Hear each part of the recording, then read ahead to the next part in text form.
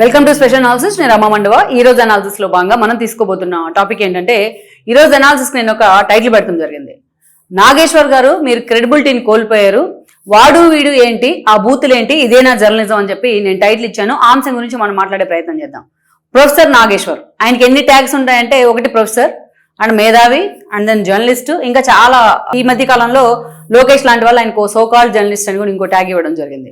So మొత్తానికైతే ఈ professor అని చెప్పబడే ఈ నాగేశ్వర్ ఏపీ రాష్ట్ర రాజకీయాల్లోనే కాదు, తెలంగాణ రాష్ట్ర రాజకీయాల్లో కూడా ఆల్మోస్ట్ ఒక వారం రోజులుగా ఏ స్థాయిలో చర్చనీయాంశం అయ్యారనేది మనకు తెలిసిందే.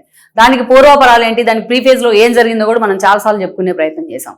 అయితే ఒక ప్రొఫెసర్ అని చెప్పుకునే వ్యక్తి, ఒక మేధావి అని చెప్పుకునే వ్యక్తి ఏదైనా ఒక ఇష్యూ తెర మీదకి వచ్చినప్పుడు దానికి ఎలా స్పందించాలి, దానికి ఎలా స్పందన వస్తే, దానికి రిటార్ట్ వస్తే దానికి మళ్ళా తిరిగి ఎలాంటి సమాధానం చెప్పాలి, ఏ సమయంలో ఎలా వ్యవహరించాలి, కనీసం మినిమం సెన్స్ లేకుండా అతను బిహేవ్ చేస్తూ ఉన్నాడు. ఈ మాట అనడానికి నేను ఎందుకు సంకోచించట్లేదు, ఎందుకంటే ఇతని గురించి నేను గతంలో కూడా వీడియో చేయడం జరిగింది. గతంలో ఇలాగే అమరావతి రాజముద్ర విషయంలో కావచ్చు, ప్రత్యేక హోదా విషయంలో కావచ్చు, చాలా విషయాలు అతను మాట్లాడినప్పుడు అమరావతి రాజధాని మీద విషయం జిమ్మే క్రమంలో కూడా నేను కొన్ని వాళ్ళు ఇలా చేస్తున్నారని చెప్పి వీడియో కూడా చేస్తున్నాను.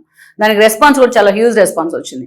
అయితే ఆ తర్వాత కాలంలో ఈ మధ్య దాకా అతని గురించి ఎక్కడ కూడా అతను చాలా అంశాలు చాలా ఏపీకి సంబంధించి వ్యతిరేకంగా మాట్లాడినా నేను ఎక్కడ కూడా కమెంట్ చేయాలనుకోలేదు, మాట్లాడలేదు.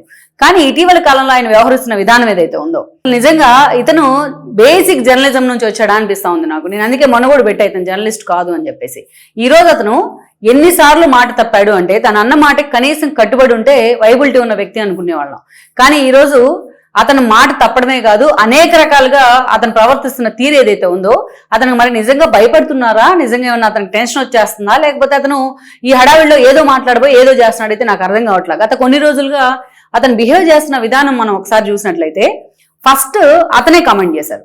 ఎవరికైనా సరే జర్నలిస్ట్లో, మేధావులో, ఎనలిస్ట్లో మాటకు ముందు వీళ్ళు చెప్తుంటారు కదా ఫ్రీడమ్ ఆఫ్ స్పీచ్ అని, ఎవరికైనా ఉంటుంది, ఎవరైనా మాట్లాడొచ్చు. కాకపోతే మనం మాట్లాడే మాటలు ఎదుటి వాళ్ళని హిట్ చేయనంత వరకు, ఎదుటి వాళ్ళని ఇగోని హట్ చేయనంత వరకు ఓకే. కానీ బిలో ద బెల్ట్ వెళ్ళి కొడతాము, కానీ మమ్మల్ని ఏం అనకూడదు అంటే మాత్రం కుదరదు కదా. ఇవాళ ప్రతి ఒక్కరికి కూడా భావ ప్రకటన స్వేచ్ఛ ఉంటుంది. ఇవాళ మినిమం అతనికి తెలియదు కాదు. ఒక కారు కొనుక్కోవాలంటే, చిన్న కారు కొనాలంటే ఒక మధ్యతరగతి ఫ్యామిలీ నుంచి వచ్చిన వాళ్ళకి ఒక 40 years పడుతుంది. అలాగే ఒక కష్టపడి కింద మీద పడి ఒక ఎమ్మెల్యే కావాలంటే ఒక 50 ఏళ్ళు పడుతుంది దగ్గరగా సాలీన చూసుకుంటే. ఇతను ఎమ్మెల్సీగా చేసి వచ్చాడు, ఇతనికి తెలిసే ఉంటుంది అవన్నీ. మనమెవరం వాళ్ళ వ్యక్తిగత విషయాల్లోకి వెళ్ళి మనం వాళ్ళని కార్నర్ చేయడానికి? వ్యక్తిగత విషయాల్లోకి వెళ్ళి కార్నర్ చేసేందుకు చేస్తే, ఇప్పుడు ఫోన్ ఉన్న ప్రతిఒడు జర్నలిస్ట్ అని మాట్లాడుతూ ఉంటాడు కదా, అతను చాలా రకాలుగా వ్యక్తిగతంగా మాట్లాడేసుకుంటూ ఒకరి మీద ఒకరు బురద పోసుకుంటూ ఉంటారు. వాళ్ళకి జర్నలిస్టులకి తేడా ఉంటుంది, వాళ్ళకి మేధావులకి తేడా ఉంటుంది. సో ఇతను ఇంకొక అంశం తెలుసుకోవాల్సింది ఏంటంటే, మాటకు ముందు మమ్మల్ని టార్గెట్ చేశారని మాట్లాడేవాళ్ళు ఆల్మోస్ట్ ఇతను దాదాపు 10 సంవత్సరాలుగా అనేక రకాలుగా తెలంగాణ ఇష్యూలే కాదు, ఏపీ ఇష్యూల మీద మాట్లాడాడు. ఇతను మాట్లాడిన కొన్ని వేల వందల వీడియోలు ఉన్నాయి. మరి అన్ని సార్లు ఎవరు ఇంత వైలెంట్ గా ఆయన మీద రియాక్ట్ కాలా. ఈసారి అతను మాట్లాడిన ఇష్యూలో అంత ఇంటెన్స్ ఉంది కాబట్టి వాళ్ళు రియాక్ట్ అయ్యారు, అవతల వాళ్ళు రియాక్ట్ అయ్యారు. మీకు ఎలాగ ఉంటుందో భావ ప్రకటన స్వేచ్ఛ అవతల వాళ్ళకు కూడా అలాగే ఉంటుంది. ఇతను అమిత్ షా దగ్గర పవన్ కళ్యాణ్ జగన్మోహన్ రెడ్డిని అరెస్ట్ చేయమన్నారు. అతనేమో చంద్రబాబు నాయుడు మనకి short time friend, Jaganmohan Reddy long time friend, మీరు జగన్ విషయంలో జాగ్రత్తగా ఉండండి అని చెప్పారు. సో మనోహర్ తన పార్టీ శ్రేణులతో చెప్పారని చెప్పి ఏది పడితే అది మాట్లాడేశారు ఆయన. సరే మాట్లాడారు, తనకి సోర్స్ ఉంది అనుకుని మాట్లాడినట్టున్నారు. ఆ సోర్స్ కరెక్ట్ కాదని ఆయన మళ్ళీ దాన్ని రిటర్న్ తీసుకున్నట్టున్నారు. సో మాట్లాడిన తర్వాత ఆ స్థాయిలో జనసేన నుంచి రిటార్ట్ వచ్చింది. అది అటు టీడీపీని హిట్ చేసింది, పవన్ కళ్యాణ్ ని హిట్ చేసింది, అండ్ దెన్ టీడీపీకి బీజేపీకి మధ్య కూడా గ్యాప్ పెంచే ప్రయత్నం చేసింది. ఆ స్థాయి వ్యక్తి మాట్లాడారు కాబట్టి ఆటోమేటిక్ గా అందరినీ హిట్ చేసింది ఆ ఇష్యూ. సో అందుకే దాని మీద అంత ప్రచారం జరిగింది, అంత అటువైపు నుంచి కూడా అంత వైల్డ్ రియాక్షన్ వచ్చింది. సో ఆ స్థాయిలో రియాక్షన్ వచ్చి జనసేన ఇంకొంచెం అడుగు ముందుకేసి కేసు కూడా పెట్టే ప్రయత్నం చేసింది. నాదెండ్ల మనోహర్ ఎప్పుడైతే మీరు వెనక్కి తీసుకోండి అన్నారో, ఈయన ఫస్ట్ వచ్చి క్షమాపణ చెప్పే ప్రయత్నం చేశారు. వన్స్ నేను బేషరతుగా క్షమాపణ చెప్తున్నాను అని ఫస్ట్ చెప్పారు. చూడండి ఎన్నిసార్లు మాట మార్చారు అంటే, ఇన్నిసార్లు మాట మార్చిన వాళ్ళు మేధావులు ఎట్లా అవుతారు, జర్నలిస్టులు ఎట్లా అవుతారు? ఫస్ట్ ఏమన్నారు ఆయన, నేను బేషరతుగా వెనక్కి తీసుకుంటున్నాను అన్నారు. బేషరతుగా నా వ్యాఖ్యల్ని వెనక్కి తీసుకుంటున్నాను, నాదెండ్ల మనోహర్ గారు అడిగారు కదా, నేను క్షమాపణ చెప్తున్నాను అని చెప్పాడు. మరి చెప్పినప్పుడు దానికే కట్టుబడి ఉండాలి కదా. మరుసటి రోజే ఇంకో యూట్యూబ్ ఛానల్లో కూర్చొని మీరే యుద్ధం మొదలు పెట్టారు, నేను యుద్ధం ముగిస్తాను అన్నాడు. యుద్ధం మొదలు పెట్టింది ఆయన, నేను యుద్ధం ముగిస్తాను అని అన్నాడు. యుద్ధం చేస్తాను, యుద్ధం ముగిస్తాను, అంత పెద్ద భారీ డైలాగులు వేశాడు బాహుబలి తరహాలో. సరే దెన్ అది జరిగింది. అది అయిపోయిన తర్వాత కొంత సమయం పాటించింది అటు జనసేన సోషల్ మీడియా కానీ మిగతా వాళ్ళు కానీ. ఆ కొంత సమయం పాటించిన తర్వాత ఎగైన్ ఈయన ఏం చేశారు, ఏపీలో కేసులు పెడతా ఉన్నారు, ఏపీలో నా మీద కేసులు పెట్టారు అనేది చాలా ఛానల్స్ లో మాట్లాడారు. ఆయనకు మద్దతుగా హరీష్ రావు లాంటి వాళ్ళు, కవిత లాంటి వాళ్ళు కూడా మాట్లాడారు. కవిత ఏమంటారంటే ఈయన అరెస్ట్ చేస్తే నేను పోయి చంద్రబాబు నాయుడు ఇంటి ముందు ధర్నా చేస్తానంటది. హరీష్ రావు గతంలో ఐటీ ఎంప్లాయీస్ ధర్నా చేస్తానంటే, నిరసన తెలుపుతానంటే హరీష్ రావు దానికి అడ్డుపడ్డారు. అసలు పక్క రాష్ట్రంలో ఇష్యూ జరిగితే ఇక్కడేం పని మీకు అని మాట్లాడారు. అదే హరీష్ రావు మళ్ళీ భావ ప్రకటన స్వేచ్ఛ గురించి మాట్లాడారు. ఆయన మీద కూడా ఆ స్థాయిలో ట్రోలింగ్ జరిగింది సోషల్ మీడియా వేదికగా. సరే అది కూడా పక్కన పెడదాం. సరే నాగేశ్వర్ ప్రొఫెసర్ కాబట్టి, మేధావి కాబట్టి ఆయనకు వీళ్ళంతా మద్దతు వచ్చారు అనుకుందాం. తర్వాత ఇతను ఏం చేశారు, ఇతనే స్వయంగా డీజీపీ ఆఫీస్కి వెళ్లారు. డీజీపీ ఆఫీస్కి వెళ్లి నాకు ప్రొటెక్షన్ ఇవ్వండి అని అడిగారు. అప్పటికి తెలంగాణ పోలీసులు వాళ్ళ ఇంటికి కూడా వెళ్ళడం జరిగింది. డీజీపీ ఆఫీస్ నుంచి బయటకు వచ్చిన తర్వాత అతను జర్నలిస్టులు క్వశ్చన్ అడుగుతా ఉంటే, మీతో డీజీపీ గారు ఏం చెప్పారండి అంటే, పోయి డీజీపీని అడగండి అని మాట్లాడారు. ఎంత అహంకారపూరితంగా. సరే అది అయిపోయింది. తర్వాత మీరు నాకు జర్నలిస్టుల పాఠాలు నేర్పిస్తారా అని చెప్పి ఇంకెవరినో జర్నలిస్టుల మీద కూడా సెటర్లు వేశారు. దానికి కూడా ఓకే అనుకుందాం. ఆ తర్వాత తన్నోడుతోని అతనే చెప్పారు, మీరు చేసేదంతా ప్రచారం రాంగ్, నాకు ఏపీలో కేసు పెట్టారని తెలుసు కానీ నా ఇంటికి ఎవరు కూడా ఏపీ పోలీసులు రాలేదు, నాకు ఎలాంటి నోటీస్ కూడా ఇవ్వలేదు, అలాంటివి ఏమీ జరగలేదు, మీకు ఈ ప్రచారాలు ఇవి మీరు చేసే అంతా రాంగ్ పోర్ట్రేట్ చేస్తున్నారని చెప్పాడు. ఆయన నోటితో ఆయనే చెప్పారు. ఆ వీడియో కూడా ఉంది. At the same time Pawan Kalyan చేశారు. ఆ ముందు రోజే పవన్ కళ్యాణ్ మాట్లాడుతూ తన పార్టీ ప్రతినిధులతోని ఇట్లా ఆయన గురించి మాట్లాడుతూ, ఇట్లా కరెక్ట్ కాదు, విశ్లేషకుల్లాగా మాట్లాడాలి అని చెప్పి మాట్లాడుతూ అతని మీద కేసులు కూడా పెట్టారు. అరెస్టు గిరెస్టులు ఏం వద్దని చెప్పాను నేను, అతనికి క్షమాపణ చెప్పాడు కాబట్టి దాన్ని ఇంతటితో మనం వదిలేద్దాం అని చెప్పాడు చాలా సమయంలో. సో ఆ మరుసటి రోజు ఈ డీజీపీని కలిశారు. సో అది ఫేక్, ఏపీ నుంచి పోలీసులు వచ్చిందంతా ఫేక్ అని ఆయన నోటితో ఆయనే చెప్పారు. అందరితో అయిపోయింది అనుకుందాం. పవన్ కళ్యాణ్ మాట్లాడిన తర్వాత మళ్ళా సారీ చెప్పారు ఆయన. పవన్ కళ్యాణ్ కూడా నేను ఈ మాటలు వెనక్కి తీసుకుంటున్నాను, ఇక ముగిద్దాము దీన్ని ఇంతటితోని, దీనికి ఇంకా కాంట్రవర్సీ చేయదు, దీన్ని ఇంతటితో ఆపేద్దామని చెప్పినాడు. అది చెప్పిన తర్వాత డీజీపీని కలిశారు. సరే డీజీపీని కలిసింది కూడా ఓకే అనుకుందాం. ఆ తర్వాత మళ్ళీ రౌండ్ టేబుల్ కాన్ఫరెన్స్ పెట్టి ఆ స్థాయిలో ఎందుకు మాట్లాడుతూ ఉన్నాడు చూడండి. డిప్లొమసీ అంటే ఆయన మాటల్లో ఒక పక్క ఏపీ నుంచి నాకు పోలీసులు ఎవరు నాకు ఫోన్ చేయలేదు, నా దగ్గరికి అరెస్ట్ అని చెప్పి ఎవరు రాలేదు, అదంతా ఫేక్ అని ఆయనే చెప్తా ఉన్నాడు. నన్ను అరెస్ట్ చేస్తేనేమో నేను వెళ్ళి జైల్లో కూర్చొని జీవిత చరిత్ర రాసుకుంటా అని చెప్తాడు. ఈయన మహాత్మా గాంధీ మరి జీవిత చరిత్ర రాయడానికి ఏంది? సో ఈయన జైల్లో ఎవరి విక్టిమ్ కార్డ్ ఎందుకు ప్లే చేస్తా ఉన్నా నాకు అర్థం కావట్లేదు. ఆల్రెడీ క్లియర్ పవన్ కళ్యాణ్ చెప్పాడని చెప్పి ఆయన ఆన్ రికార్డ్ చెప్పాడు.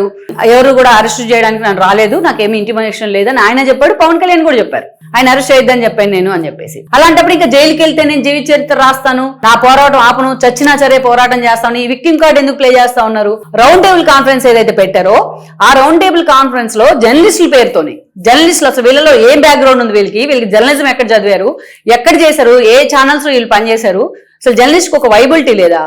ఏం మాట్లాడుతూ ఉన్నారు వీళ్ళు? రౌండ్ టేబుల్ కాన్ఫరెన్స్ పేరుతో పెట్టి ఎంత దారుణంగా మాట్లాడారు వీళ్ళు. అసలు వాడు వీడునా? పాజం యాదగిరి గారు నాకు పరిచయం. నేను ఐనూస్ లో ఉన్నప్పుడు అంకరవి గారు మాకు ఇన్పుట్ ఎడిటర్ గా ఉండేవాళ్ళు, ఇప్పుడు V6 CEO. ఆయన ద్వారా నాకు పాజం యాదగిరి నా డిబేట్లు కూడా వచ్చారు స్టార్టింగ్ లో ఐనూస్ లో. ఎంత వాళ్ళ ఇంటికి కూడా వెళ్ళాను నేను చాలా సార్లు. గాదే ఎన్నయ్య కూడా నాకు అక్కడే పరిచయం అయ్యారు. ఎంత దారుణంగా మాట్లాడుతూ ఉన్నాడంటే వాడేంటి వీడేంటి పాజం యాదగిరి గారిని పట్టుకొని అలాగే అంటే ఆయన ఊరుకుంటారా? ఈ రోజున భార్యల గురించి మాట్లాడతారా మీరు? అంత దారుణంగా, అంత అసభ్యకరంగా. మీకు పొలిటీషియన్స్ కి తేడా ఏంటి? మీరు జర్నలిస్టులు, విశ్లేషకులు కదా, ఇదేనా మీ జర్నలిజం? ఇదేనా మీకు నేర్పింది సమాజం? మీ చదువు మీకు ఇంకా ఆ గ్రాటిట్యూడ్ రావాలి కదా చదువు వల్ల. అది ఎక్కడికి పోయింది మీకు? అసలు ఈ ఏజ్ లో ఉండి మీరు మాట్లాడాల్సిన మాటల ఉప ముఖ్యమంత్రిని ఉద్దేశించి ఒరే తురే అని మాట్లాడతారా? వాడు వీడని మాట్లాడతారా? ఎంత దారుణంగా. అండ్ వన్ మోర్ ఏంటంటే విక్టిమ్ కార్డ్ నాకు అర్థం కాదు. అసలు ప్రొఫెసర్ నాగేశ్వర్కి తెలంగాణకి ఏం సంబంధం? ఇప్పుడు వీళ్ళైతే వీళ్ళు ఇష్టం వచ్చినట్టు ఆంధ్ర ఇష్యూల మీద మాట్లాడొచ్చు. అసలు ఆ కాన్ఫ్లిక్ట్ ఎందుకు వచ్చిందో కూడా నాకు అర్థం కావట్లా. ఇతనికి ఒక 1000 వీడియోలు ఉన్నాయి ఇతనివి యూట్యూబ్ లో. 1000 వీడియోలో ఎక్కడ ఆ స్థాయిలో ఎవరు వైల్డ్ రియాక్షన్ ఇవ్వలేదు. మాట్లాడుకోనిలే, ఏదో మాట్లాడుకుంటున్నారు అనుకున్నారు.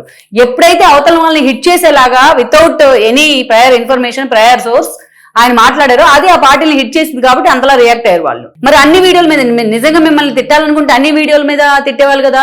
నన్ను తెలంగాణ ఇష్యూలు మాట్లాడొద్దు అంటున్నారు, నేను ఇరాన్ యుద్ధం గురించి మాట్లాడతాను, అమెరికా యుద్ధం గురించి మాట్లాడితే ఎవరేమన్నారు? మీరు ఏ ఇష్యూ మీద మాట్లాడినా మీరు ఏ ఇష్యూలకి ఎవరు కౌంటర్లు ఇవ్వలేదు.